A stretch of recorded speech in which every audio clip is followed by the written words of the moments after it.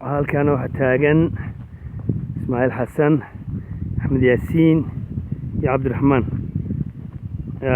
culimada waaweyn qurba joog Ingiriis iyo Jarmal arrimahaas oo dhan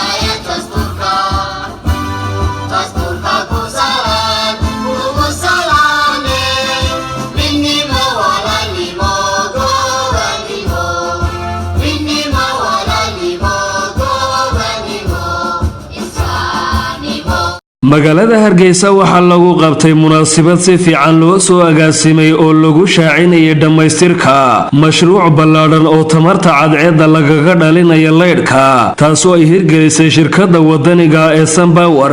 waxaana ku baxday adduun lacageed oo gaaraya 20 milyan oo dollar waxaana ku bahoobay 35 shirkadood halka ay saamaleyduna ay gaarayso ilaa 500 mashruucan oo ay curinteeda ay leedahay shirkadda Sunpower ayaa waxa laga gudaha wadanka madaxweynaha qaranka Soomaaliland mudane Muuse Bihi Cabdi oo dareensan muhiimada mashruucani uu dalka u leeyahay ayaa si rasmi ah uga daafuray deegaanka Bacado ee waqooyiga magaalada Hargeysa xafladaasi waxa madaxweynaha Soomaaliland kala qayb galay xubno ka tirsan golaha wasiirada barasaabka gobolka Maroodijeex madaxda kala duwan ee xisbiyada qaranka inta badan ganacsatada dalka salaadiin waxgarad siyaasiyiin iyo marti sharaf kale oo lagu casuumay xafladaasi gudoomiyaha shirkadda Sunpower Cabdilaahi Cabdi Caawad oo halkaasi ka hadlay ayaa faahfaahin ka bixiyay mashruucan iyo muhiimadiisa shirkadaas waxay ka aasaasantay 35 shirkadood oo shirkadihii bixin jiray adeega leydhka bilaabmay 9-maadkii wadanka shirkadda waxa ka shaqeeya ilaa dad ka badan 1000 qof mashruucan aynu maanta u taaganahay waa mashruuc qiimihiisu yahay 20 milyan oo dollar wuxuu socday muddo 2 sano iyo bara marka lagu daro feasibility study-gii inta socday wuxuu ka fargareynayaa capacity-giisu waxa weeye 20 megawatt oo isku dhafan mulkiilaha Daabshiil Group Maxamed Siciid Ducaale oo kamid ah aasaasayaasha shirkadaasi ayaa waxa uu sheegay in mashruucani uu dalka faa'iido weyn ugu jiro waxaan halkaa ka bayaaminayaa shirkad qof leeyahay ma shirkad gooniya la leedahay ma waa shirkad ka dhaxaysa dadkan reer Somaliland ee badankooda qaar halka joogan qaar magaalada aan kaga nimid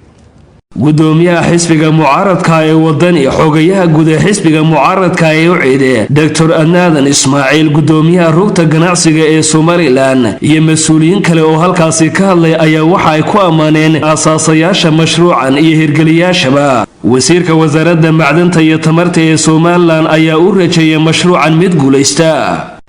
in la dahfuro ama xadhiga laga jaro mashruuc qiimo leh oo bacado project oo ah solar iyo sida la sheegay mishiino isku sidkan waynu u hambaleynaynaa shirkadda hirgelisay mashruucan waxaanaynu ilaahay uga baryaynaa oo marka hore u ducaynaynaa inuu noqdo mashruuc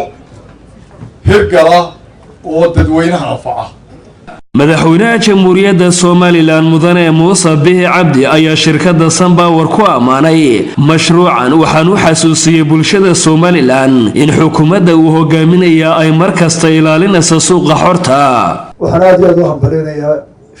shirkadda Sunpower ee dhaqaalaha inta la gelisay maanta mashruucan aanu joogno ee dabgelinta iyo dabdhalinta Hargeysa aad iyo aad baan u hambaleynayaa waan soo dhaweynayaa waan ku dhiirigelinaynaa waan ku mahadsan xukuumad ahaan waxaan ogolahay oon ku dhaqmanaa sida dastuurkeenu dhigayo in dalka laga dhaqmo suuqa xorta ah free market dowladdu inay dadka u ogoshahay oo ku ilaalinayso oo iyaga ku dhexdhexaadinayso oo ku hagayso mooyaane dowladdu faragelin mayso suuqa xorta ah waayo caalam badan oo inaga horreeyey ayaa tijaabadii caalamku waxay noqotay inuu suuqa xortiihi yahay ka dalka horumariya taasaanu ku taagan hore ku dhaqmaynaa ganacsada waxaa laga rabaa xilka weynka dowladda dadku waxay u baahan yihiin waa waxyaalaha nolosha saameeya dowladdu haddee ammaanka iyo hogaaminta iyo kala hagidda qabato dhaqaalaha dalka intiisii fadhiyay wuxuu gacanta ugu jiraa waa ganacsada iyo shirkadaha gaarka ah markaa mashaariica oo culus xooggood iyo muddo iyagana ku dhacaya waxaannu ku helaynaa inaga oo ka wada shaqeyna waa isku ixtiraamna waa uga mahadnaqaynaa ganacsado annaga dowlad ahaan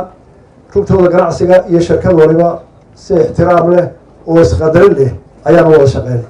madaxweynaha oo sii watay hadalkiisa ayaa ganacsatada dalka ku dhiirigeliyay in ay ku midoobaan danaha guud ee qaranka waxaan ka codsanayaa shirkaduhu sida halkanba ay ka sheegeen maanta iyaguna inay ka wanaagsan tahay kelikelida inay isu tagaan waxyaalaha waaweyn ee qaranka ah oo iyaguna sameeyaan shirkado waaweyn oo ay kala leeyihiin haddana wada shaqeeya waxyaalaha dalka weyn ee aan looga maarmayn inay ka midoobaan oo uu ka mid yahay telefoonada oo ka mid yihiin waxyaalo badan oo kale caafimaadka oo meel walba cusar yaallo oo ka mid yihiin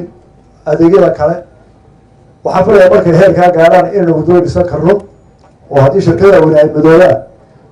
ay samayn karaan waddada Hargeysa Burco udhaxaysa oo maanta lacag badan oo aynu cid ugu qayrina la eega markaa qaaleen loo eego laakiin marka gooni loo tahay nina aanu kaligii dhisi karayn baa laga yaabaa ama uu ka maagayaba gabagabadii ayaa madaxweynaha Somaliland waxa uu soo kormeeray qaybaha kala duwan ee uu ka kooban yahay mashruucaasi isagoo warbixino kala duwan ka dhageystay injineerada gacanta ku haya mashruucaasi waxaanu mid u eegay qaybaha kala duwan ee uu ka kooban yahay Axmed Saki Daahir Xasan warbaahinta qaranka magaalada Hargeysa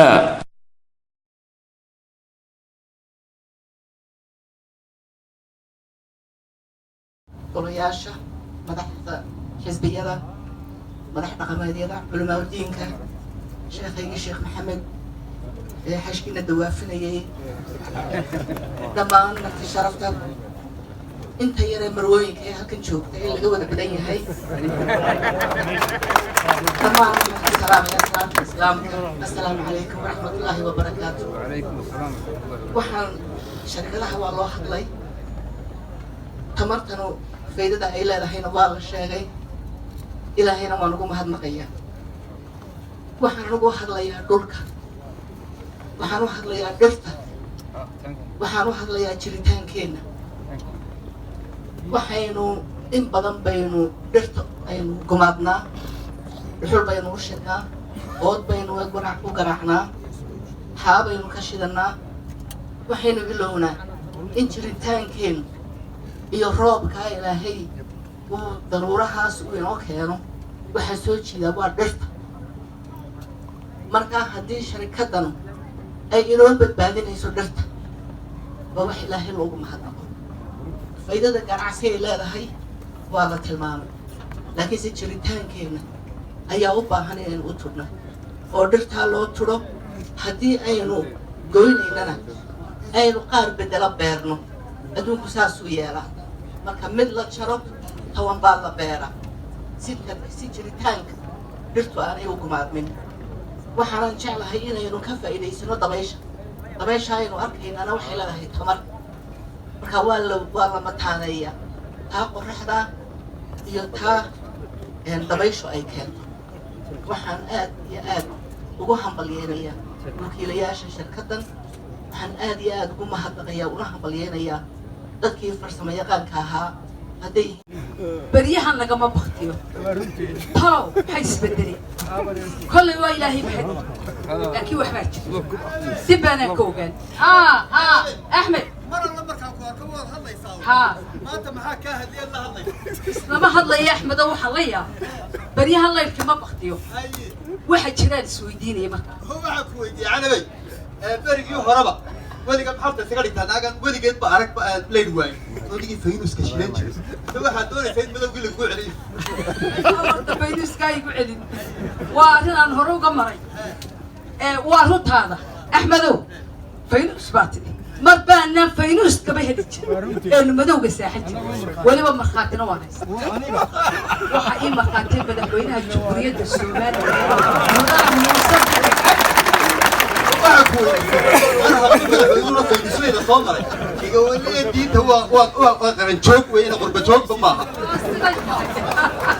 يا ها وأقول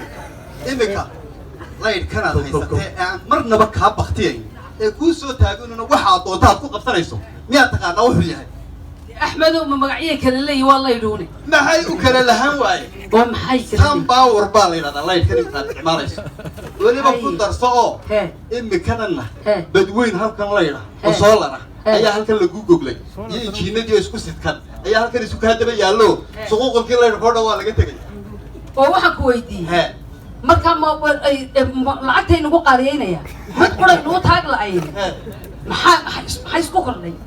dee lacag lagu qaaliyeynaya ma titeen wala hoos lagaga dhiga mooyaane laydhkii aad sideen waliba solar ayaa lagu soo daray oo cadceeda laga dhalinayo cadceeda horta axmed ilaa xadka yaynan sawdaha solar kawana qana qofka waxa qonay mood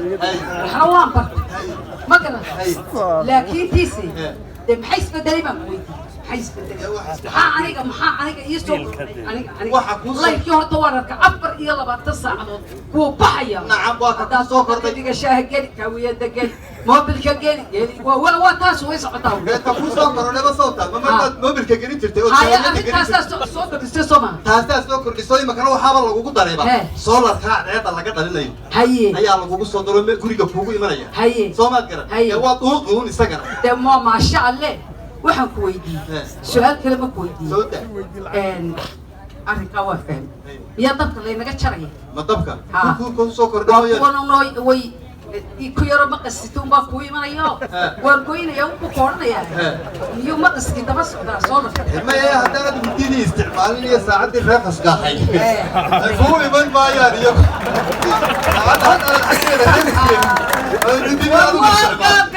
ويمن مايا هذا أحمد ولد ضدك بدو بوضة قصة هاي قفك الله المسقي قور لو بحب بقرنا ليس مالات بقرنا لا بقى لقيتك أنت بحوية أنت بحول بقى أدية تروح من باس كله من باس طبعا حولي إنكم طبعا وكاي مناي أنتوا كاي بيوسي الله إلهي كوكو يوجا يبسو لكن بدي صوت على طعم الرفس كده حرام دافع ها من ذكره aqoonta waad leedahay waan ku aqaanay marka haddaan kugu diro boorarkaasoo dhan waad wada akhriyay xataa shaararka waxa ku qoran baad akhriyay waa qodobka quray idin laakiin waan ogahay ma haygu akhriy waxaan ogahay inaad muraayadiisa dhino nadiyada baa ka dhigta ka waxbaan aqaanaa dib aad joog haye laakiin qasalka waxbaa ku jira axmed waxba kuma jiraan waxba ka waayi yaa waxaa la yidhi sow nabaddu sahaydaada ood sidata u maaha haddaad nasabtood nabad hesho maalinba tallaabun baa kuu kori السلام عليكم الحمد لله رب العالمين والله خير والله في عيني ما شاء الله مرتوا ما شاء الله بر هدين شركتين مثلا هيه واحد كويس نقول إننا أبورنا سولار سيستم برتنيو سول ضبك يا عيد الله يقدر برت ميدو قام برتو هرو نجي كيا دغادغنا وكير شكنا لكن مكمل دالك يا تعب كوابو موقداتي دنتا دالك يا أمضى بما aad iyo aad waxa kaloo iyana muhiima markii hore ijiinada qaaliga ah ayaynu ka yar warwarsaneen laakiin markii murug iyo maskax la isku geeyay guushaas la taaban kara ayaa ka dhalay waxa kaloo guulayaduna daafurkan maanta aynu fadhinaa in solartii la gaarsiinayo waddanka oo dhan maasha allah ku darso haddii aynu sidan usii soconno waxaynu gaari doonaa heer inta aynu dabka kaydsanno uu waddanka oo dhan wada gaadho horta si moogid rooma maalin lama dhisin wax walba samir iyo tacab iyo waqti bay u baahan yihiin marka waqtigeedii baa la gaadhay iyana waxa kaloo loo baahan yahay dawladda lafteedu inay leerka way nala shida tahay inay qaybteeda ka qaadato oo ay horumar ka socdaan ka qayb gasho horta dawladdu waayo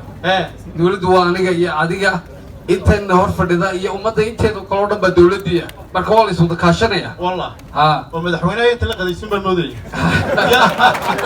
ya waxaas waxaynu madax mareen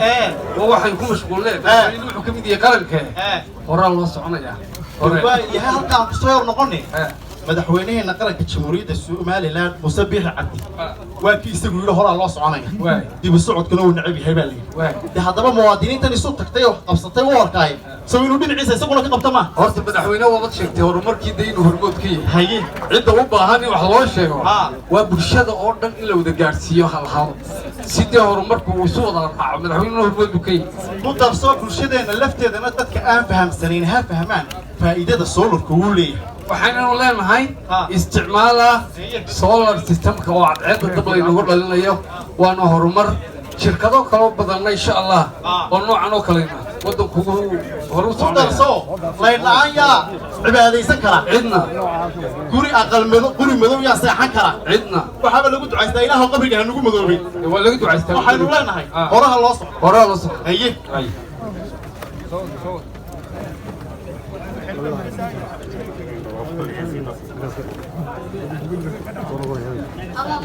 الله ما سبحان الله إلا بالله ساعة الشنطة قسالة داشبي سلام عليكم أعوذ بالله يا سيدي وحنا حركات بك Somaliland